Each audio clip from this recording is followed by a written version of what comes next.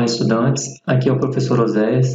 Eu vou apresentar para vocês os conteúdos que já foram trabalhados. Na primeira semana, nós tivemos o conteúdo A Importância Corporal. Na segunda semana, nós tivemos o conteúdo Movimento e Tecnologia.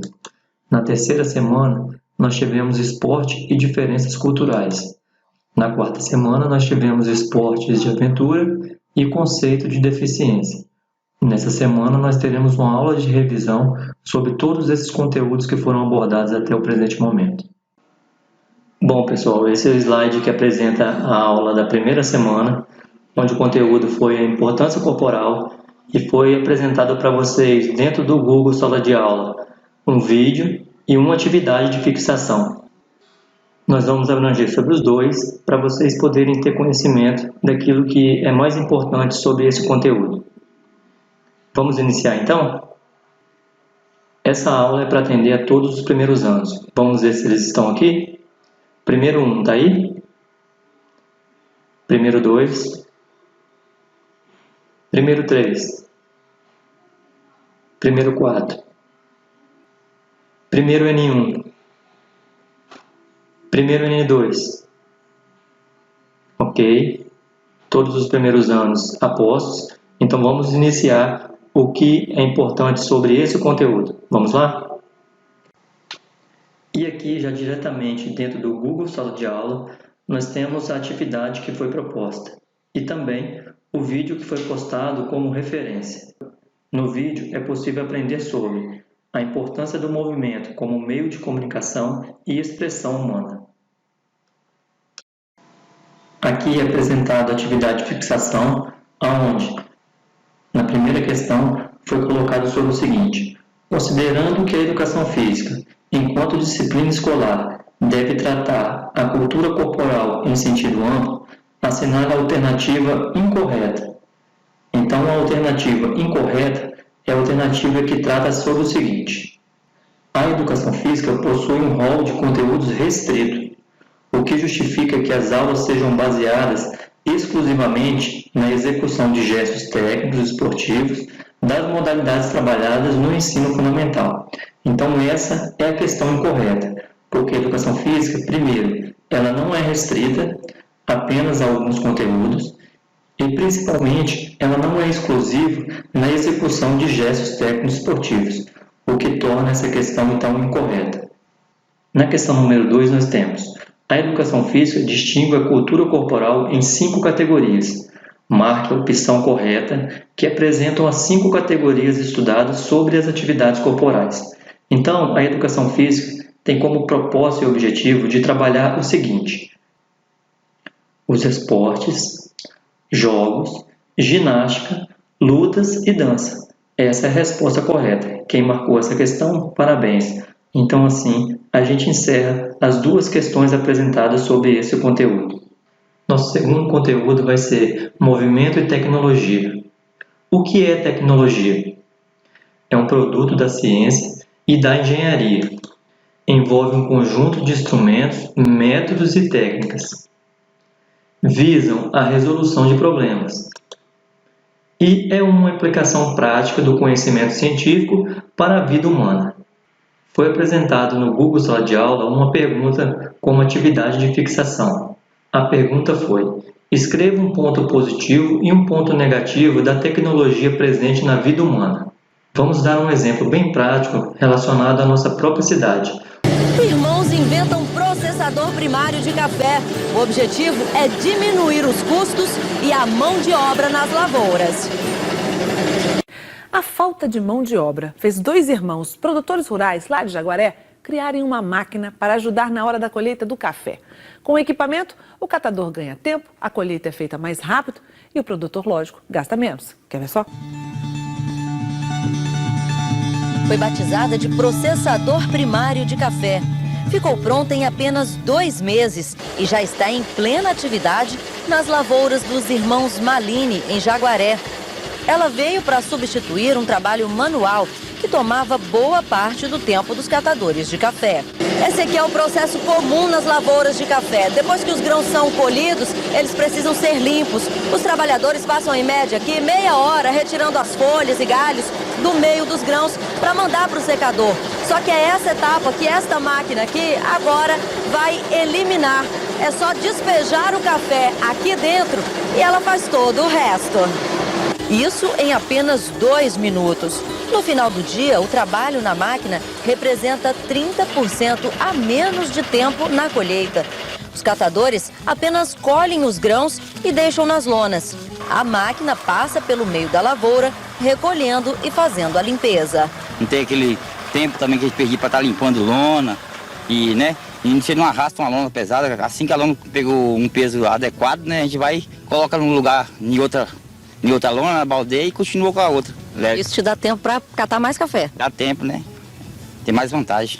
Com a máquina, o trabalhador deixa de receber R$ 8,00 por saca e passa a ganhar R$ 1,00 por pé de café colhido. Eles gostaram da novidade. Ficou melhor, Por que ficou melhor? porque menos trabalho. A ideia partiu do Valcir, depois de ver o café começando a se perder nos pés por falta de mão de obra. Foi mais na necessidade, né? Porque questão do falta de mão de obra começou a surgir. Comecei de um ponto, aí começou a abranger esse projeto que eu estava tentando fazer e deu certo. Com a máquina, os irmãos já calculam uma economia de 40% nos custos da colheita. Além de limpar os grãos, não é preciso ensacar para transportar. O processador despeja o café direto no secador. Resultados que surpreenderam até os inventores. A gente tentou pôr a matemática em prática, né, para ficar viável. Um ponto positivo seria, por exemplo, o maquinário agrícola. Ele reduz a quantidade de pessoas expostas ao sol e executando atividades de muito esforço. Ao contrário disso, alguns pontos negativos são redução da mão de obra, que automaticamente reduz também o emprego. O nosso terceiro conteúdo tem o seguinte tema: esporte e diferenças culturais. O que é preconceito? É um juízo preconcebido que se manifesta numa atitude discriminatória perante pessoas, crenças, sentimentos e tendências de comportamento. Foi feita a seguinte pergunta: existe preconceito no ambiente escolar?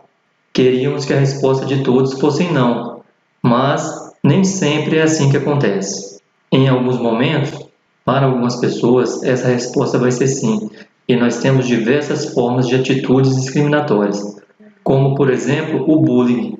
Vamos ver como que ele se dá na prática?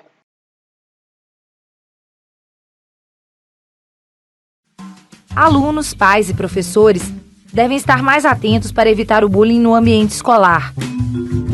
Projeto aprovado no Senado e em discussão na Câmara cria o Programa de Combate à Intimidação Sistemática, o bullying. O objetivo da nova lei não é punir, mas manter uma cultura de paz dentro das escolas, prevenindo e evitando esse tipo de violência. Veja agora os 8 conceitos que podem caracterizar o bullying. A violência física, como socar, chutar ou bater em um colega repetidas vezes, é o bullying mais fácil de identificar. Existe também o bullying psicológico, nos casos em que se persegue, amedronta, aterroriza, intimida, domina, manipula, chantageia ou inferniza o colega de escola. O bullying também pode ser moral quando houver difamação, calúnia ou quando se espalham boatos sobre alguém. Os insultos e xingamentos repetitivos ou apelidos que humilham os colegas também podem configurar o bullying. Assediar, induzir ou abusar de alguém são ações que caracterizam o bullying sexual. Até mesmo ignorar, isolar ou excluir constantemente um colega do convívio social pode ser considerado bullying. A lei também cria o conceito de bullying material para os casos em que há furto, roubo ou destruição dos pertences de alguém. Nos tempos de internet, é preciso também evitar o bullying virtual, como humilhar os colegas pela rede, enviar mensagens que invadem intimidade, falsificar fotos e dados pessoais, provocando sofrimento e constrangimento. É bom lembrar que alguns desses tipos de violência já estão definidos no Estatuto da Criança e do Adolescente e até no Código Penal. Aceitar os colegas e suas diferenças pode ser o primeiro passo para uma cultura de não violência e de respeito ao ser humano no ambiente escolar, sem bullying. Nosso quarto conteúdo trata sobre deficiência e esporte de aventura. Deficiência é um termo usado para definir a ausência ou a disfunção de uma estrutura psíquica, fisiológica ou anatômica. Este conceito foi definido pela Organização Mundial de Saúde. Nós temos algumas imagens que identificam a deficiência: a deficiência física, a deficiência visual, a deficiência intelectual e a deficiência auditiva.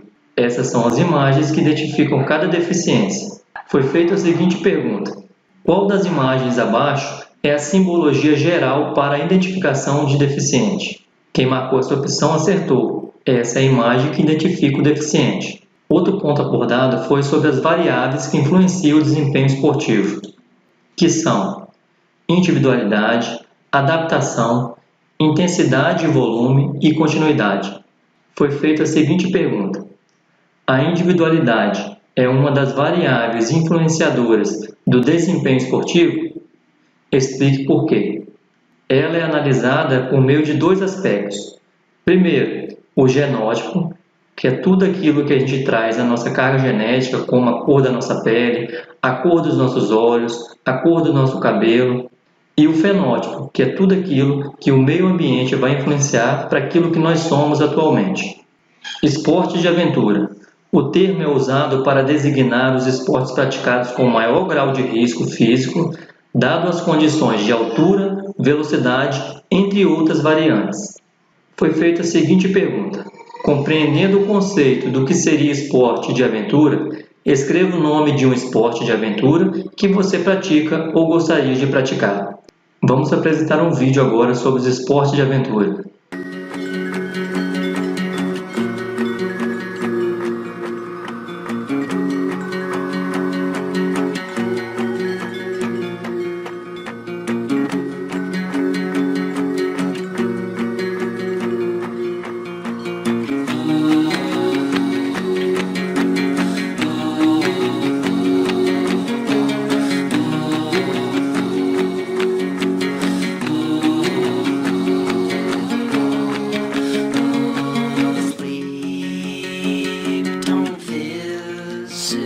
So I choke on the sun, and the days blur into one. Backs of my eyes on the things I've never done. Sheets are swaying.